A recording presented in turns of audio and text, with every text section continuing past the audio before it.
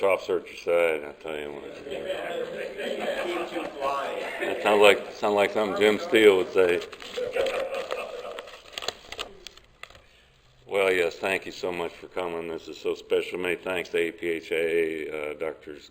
Glasser, Doker, John Herbold, Donna Wright, Russ Currier, Hugh Mainzer, and Ted Brown, and just everybody who has had a part of putting this special program together.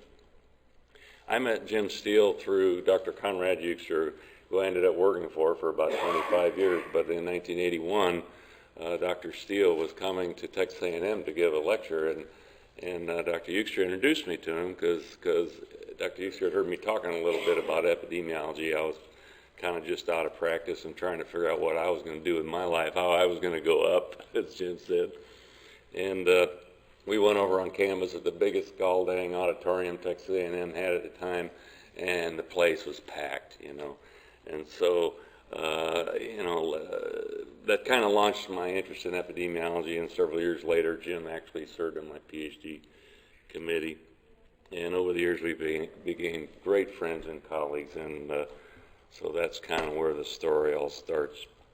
So anyway, let's talk about this great man's brain, okay? I think that's a good place to start. I think it was Jay said something about the clarity of the mind of this gentleman. This is at 99 years old. Jim decided he wanted a CAT scan of his brain. Okay. Now he knew everybody at MD Anderson Hospital. I mean, DeBakey, he ate lunch with them all. And so I guess he just got on the phone one day and said, Dr. Tamala, I need a CAT scan of my brain, you know, and we're sure he was going to do it. So he did it. He looked at about 146 brain images, tomographic sections of his brain, and he brought all his neurological residents into the room and said, okay, I want you to estimate the age of this patient. What do you suppose the average or the target was? 50. 50. And I think that it correlates very highly with the clarity of mind and the wonderful memory that Jim had all the way to the end. And if I had Jim's brain, I wouldn't need any of these notes to remember the dates. Because one thing he could remember is dates, you know. He's the kind of guy that say, well, yeah, 1946, I was in Atlanta, and we had this meeting, I believe it was April 16th, and it was a cool day, and it was, you know, he would do that all the time. So anyway, but the other thing is you know, anybody that was close to Jim, he would send you stuff all the time, okay? He'd send you articles, papers, new cutting-edge science and all this, and he would usually put a cute little note or sticky note or something on the top of it, wouldn't he? And so this is what, after he got his readout from Dr. Tamala, he says, Craig, and that was with the CAT scan, he sent me the CD and everything. He says, Craig, brain is normal, neck stiff, nothing else, carry on. 99 years old. Well, you know, to fully cover Dr. Steele's life and the significance of all his career accomplishments would probably take one, maybe two full semester graduate courses, and I know that Russ and Hugh are going to cover some more of Jim's great life, and so I am going to try to focus on just sort of the last years of his life. And now the first biography came out in 2009, so a lot of things really happened through that time. And if you want to read the rest of the story, the book is available, okay? And the second one will be available very soon. We'll talk about that. I know Russ is going to talk about this, but I just couldn't resist putting it. You know, we both have like boxes and boxes of archives. You know, after 30-some years of receiving papers from Jim and then doing your own research, you end up with a closet full of this stuff. And I was looking through my archives, and I had an original signed copy of Jim's historic bookshelf on veterinary public health, which was, it was published in April '73 edition of the American Journal of Public Health. So I know Russ is going to allude to this, but I couldn't resist putting this up. So in 1991, August 1991, my wife and I attended the World Veterinary Congress with Jim and Brigitte in Rio. And at that point in time, I had known Jim for about 10 years, and I was beginning to really grasp what this guy was all about, the super contributions that he has made, that his travels and impact, on public health. And I remember one morning we were sitting out on this beautiful breezy veranda overlooking the South Atlantic in the Continental Hotel, Intercontinental. And we were just talking, and I stopped and I said, Jim, have you ever thought about writing an autobiography or maybe getting somebody to do a biography of your amazing life? And he just basically says, well, yeah, that'd be pretty good, but, I still got a lot of projects that I want to get done, and, I'm just too busy. Well, he was 78 years old at the time he made that statement. So in that morning, I kind of made my own little mental commitment that, dang it, I'm gonna try and so many of y'all have around him have captured parts of his career, and I just somehow wanted to do something from the beginning, to just about the end. And I knew I'd never written a biography. I'd never written even anything near close to it. I knew I was the most horribly qualified person to even think about doing this. But I thought, I can at least do the interviews. I can interview people, and I can write stuff down, and I'm going to just do that. So over the next 15 years, I interviewed him over 200 times, mostly in his home in Houston, some in our home in College Station, some in hotel rooms, some in bars, some in rolling down the road with my wife driving on our way to Denver or wherever we were going. And we finally, but at that point, no one yet had come forward that said they were going to write his biography. A couple of them said they would for a lot of this stuff, and Jim went, no, we're not going to do that. So anyway, the first edition of this came out, the One Man, One Medicine, One Health, James H. Steele story, in 2009. And we had a great time at many meetings, mostly AVMA. I think the first one was in Seattle in 2009 at the ACVPM booth. The ACVPM, the American College of Veterinary Preventive Medicine, is the outgrowth of the American Board of Veterinary Public Health, which Jim founded in 1950. And they just basically at one point decided to change the name. Jim was fine with it. He totally understood. And so here we are at the booth and with a lot of his friends and signing books and just meeting and greeting. I mean, it is just one of the most heartwarming days of your life to watch him and all these people greeting him and him signing these books. So what does this look like? Well, to me, it looks like an older guy, but he looks like he's in his office. He's got his version of an Outlook calendar on the wall up there. He's talking like, somebody's saying, well, do we launch this nuclear missile or not? I mean, he's making big decisions. Well, this is Jim in his assisted care facility in Houston. He was probably 99 at that point. And, he was a quintessential networker. And he always cherished opportunities to learn anything from anyone. He spent most of his career, communicating with surgeon generals, White House staff members, senior federal officials, and international dignitaries. But what he loved to meet most was a young scientist or a student. You caught that right off, because he could be talking to anybody, I don't care who it was, the chief veterinary officer of the United States, and if a student walked by and just said howdy to him, he would totally ignore the chief veterinary officer and go over to him, hi, I'm Jim Steele. and what are you doing? And he wanted to know about him. That's just the kind of guy he was. And so, those of us who would go visit him in his later years, and we would be having this close, thoughtful conversation with him, when that phone rang, and it would ring, right, at least half a dozen times in an hour, it didn't matter what you were talking about, Jim would grab that phone and just, howdy, it's Jim Steele. What can I do for you today?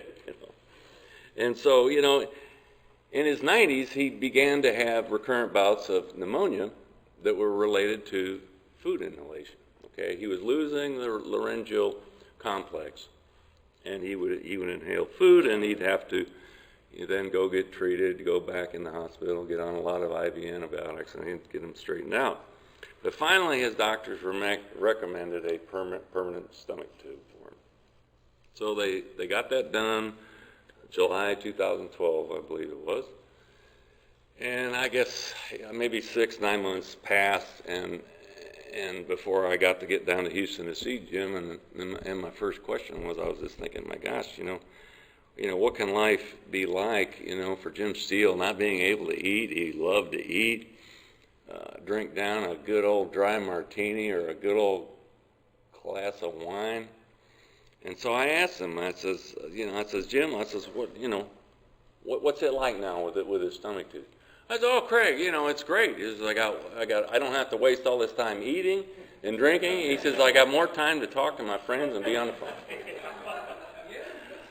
So there you go. Jim Steele, the glass was always half full, and he found sunshine in every situation. Well, going to kind of talk about things leading up to his 100th birthday here. His celebration sort of began in late 2011. That was when a lot of us got together and nominated Jim for OIE Medal of Merit.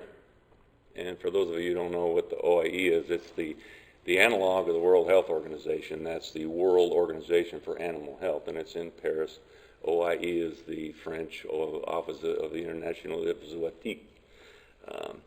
So it was quickly approved by the OIE Awards Committee, and his granddaughter, Jamie Steele, from Sunjay, then traveled to Paris, and that's his granddaughter, and she graciously accepted the award on Jim's behalf. And Jim was watching the whole thing on Skype from Bosswood Nursing Home in Houston. Chief Veterinary Officer John Clifford was on stage. It was just quite the evening. And then, of course, toward the end, Jim had prepared a video presentation to the delegation, which was represented by some 175 countries, I believe, that year. And Jamie said that after the ceremony, that it took her about 2 hours to greet all the delegates that wanted to come to her and say something about what Jim Steele did for their country.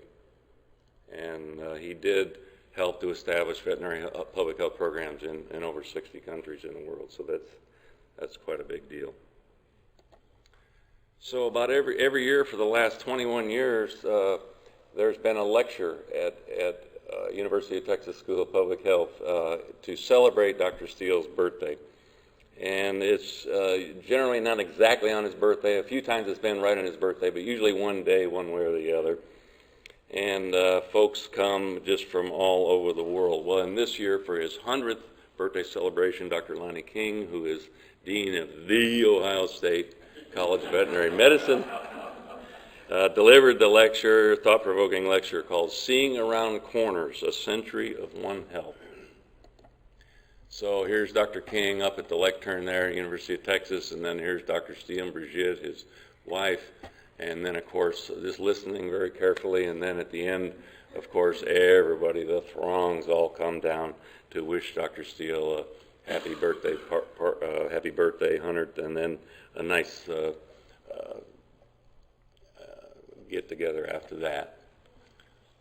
On the very next night, you had to give Dr. Steele a little rest, and this was actually his birthday, his 100th birthday. A beautiful party was arranged in the Treviso restaurant in downtown Houston, and here's, of course, Jim and Brigitte enjoying the evening, and Bill's former Assistant Surgeon General Bill Stokes arranged, I believe it was, I don't know if he was the only one, I think he kind of did it himself, didn't he? For a 100th birthday commemorative public health service coin for the Assistant Surgeon General, which Dr. Steele was the very first. And of course that whole party was arranged for by Miss Donna Vaughn. She was what Dr. Steele named her his last chief of staff. Yeah. And she took care of everything for Jim about the last 3 years of his life. And she organized a party. I'll get to guarantee this was the most beautiful event. So the next big event in Jim's 100th birthday was interestingly, the 150th anniversary of the American Veterinary Medical Association in Chicago, Jim's hometown, okay? And it's Jim's 100th birthday, so these are all interesting coincidences. But unfortunately, we had hoped that Dr. Steele was going to be able to attend in Brigitte, but Jim just could not travel. After the ceremony in Houston in April, he realized, I can't do this, I can't travel. And I think we were all relieved when he made that decision. But during the opening ceremony, he was recognized for his career contributions, spanning over almost 8 decades, and also, once again, addressed the crowd in a video that he had specially done for that event, and we'll see that in just a couple minutes. The next day, Donna Vaughn and I went to Dr. Steele's home on Berenice Street in Chicago, north side there, not too far from Lakeshore Drive.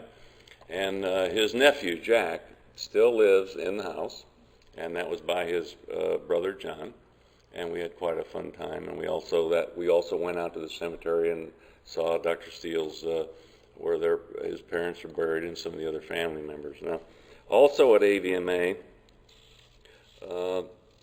the American Veterinary Epidemiology Society, which Jim also started in 1964 to honor K.F. Meyer, which was one of his great mentors. And that year, Dr. William McCulloch, also a great colleague and friend of Dr. Steele, got the Meyer Steele Gold-Headed Cane Award, and that's Charlie Thone is the current president of AVES, and then Saul Wilson, a past president. So on that same day, right after the AVS meeting, a seminar series was put on called the James A. Steele Challenge, A Better World Through One Health. And you probably can't read those names, but if you could see that they are like a who's who of veterinary medicine.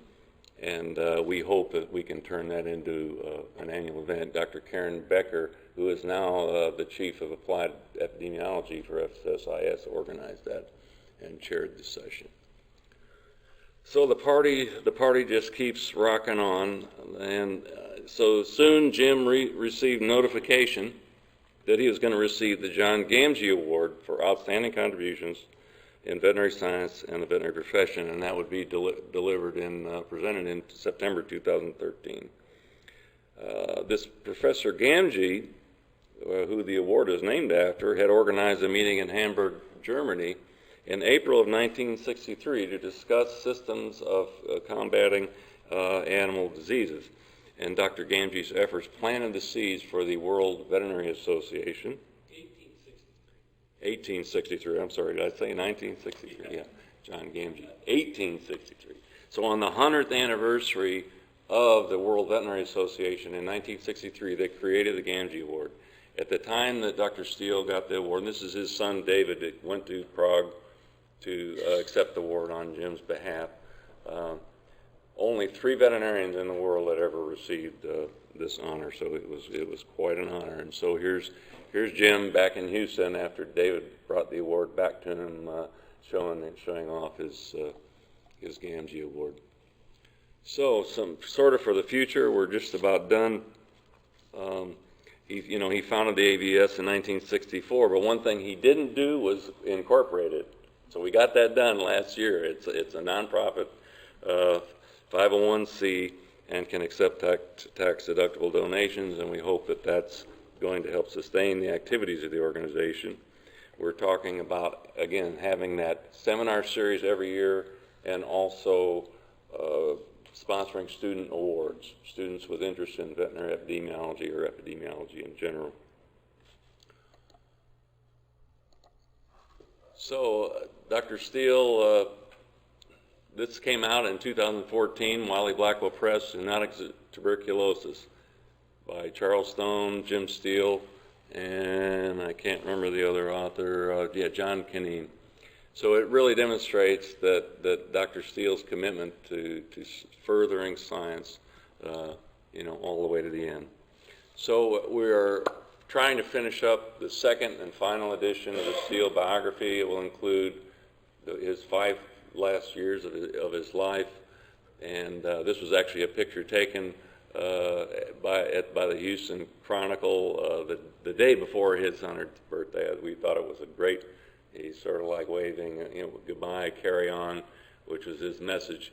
And we hope that this will be out early in 2015. It's going to come along with about five or six new chapters, some great photography, the full text of Lonnie King's speech that he gave on Dr. Steele's 100th birthday at University of Texas. And and all the proceeds are going to go to the American Veterinary Epidemiology Society. So Jim died on November 10th, 2013.